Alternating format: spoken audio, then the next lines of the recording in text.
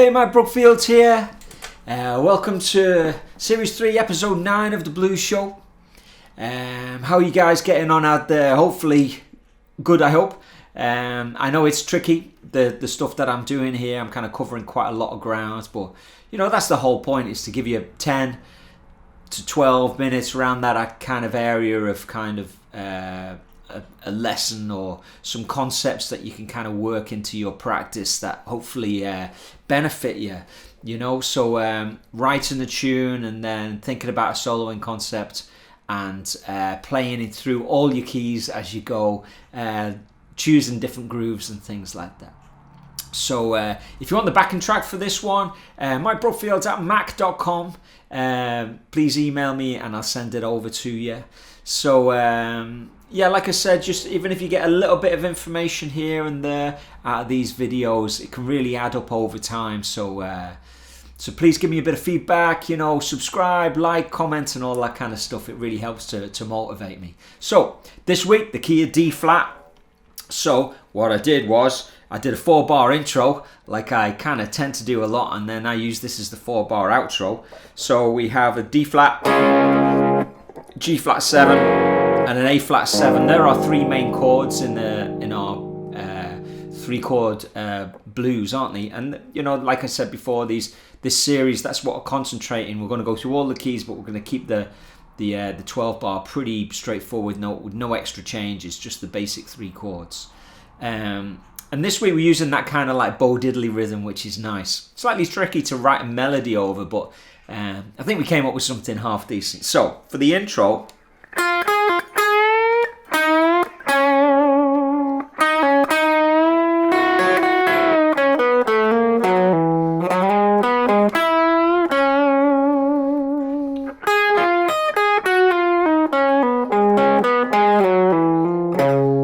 So it's kind of tricky enough, that, isn't it?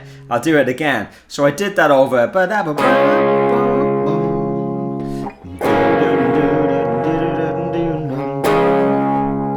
the 1 chord, then the 5 chord. So that's the chords to the intro.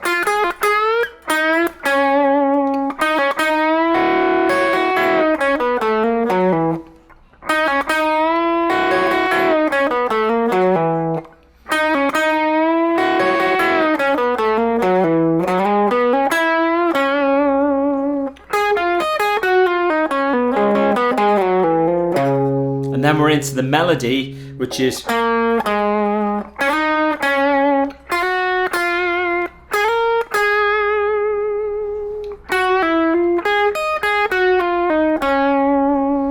then it goes to the 4 chord.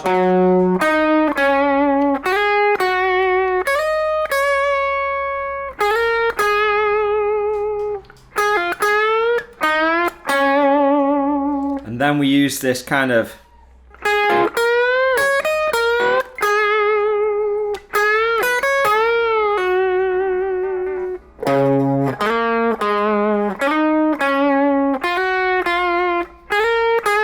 So there's elements there which are quite interesting. So I'll just go through that head again. So this is really about resolving to chord tones. We start on the root, and then we're going the 6 to the 5, which is a chord tone.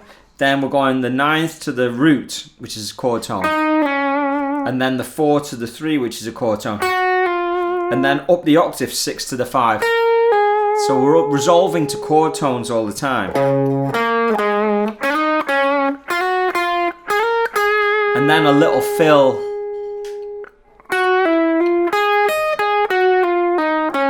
So we're trying to be as melodic as possible with the fills as well. Then we go to the 4 chord, we do a similar thing. We've got a root, and then the 6, 5, 2, 1, 6, 5, and then 6, 5 back on the 1 chord. And then I use the intro lick.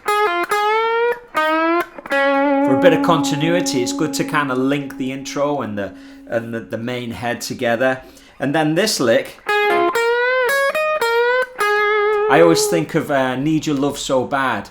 You know, the Peter Green plays that a lot, and a lot of blues guitar players and B.B. King and stuff you'll see play a similar lick. You know, Peter Green probably got it from B.B. King, you know. But you know, that's why I'm incorporating these things in here, because I want to be able to remember them as much as you do, and B.B. King and Peter Green use them. So having them in a head helps you internalize them and practice them. So, and that works with the A flat 7, and then you move it down to the G flat 7. That means I get to play it twice, so that means it's going to be really nicely ingrained in my head. And then we go back to the head.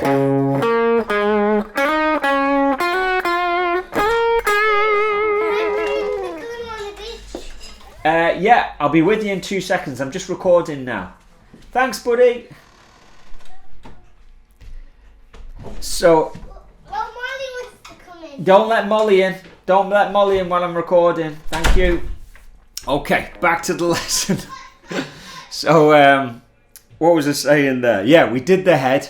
So, like the soloing concept now. So what was I thinking? I was soloing on major minor blues, and I was giving myself a free fall. But what I was trying to do, I was trying to add in a very, very simple concept that would try and make me think more when I'm playing instead of just blowing.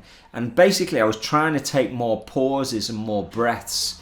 So if you compare my opening kind of performance to other ones, you'll see that there's less going on, and it hopefully should be more thoughtful in a sense in what I'm kind of doing, because I'm leaving more pauses, and I was trying to kind of leave them in a way which kind of felt natural. So instead of just blowing, and I have a tendency to kind of fill things up like you do when you're a guitar player, but like the pauses really help you communicate the ideas much more clearly. So I was just simply going like.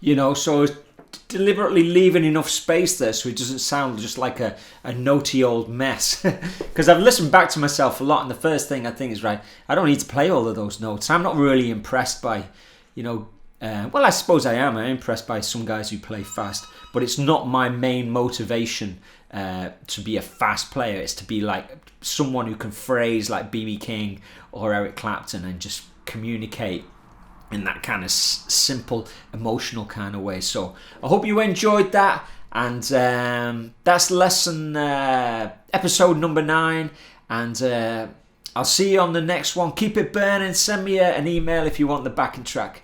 Okay, keep it happening.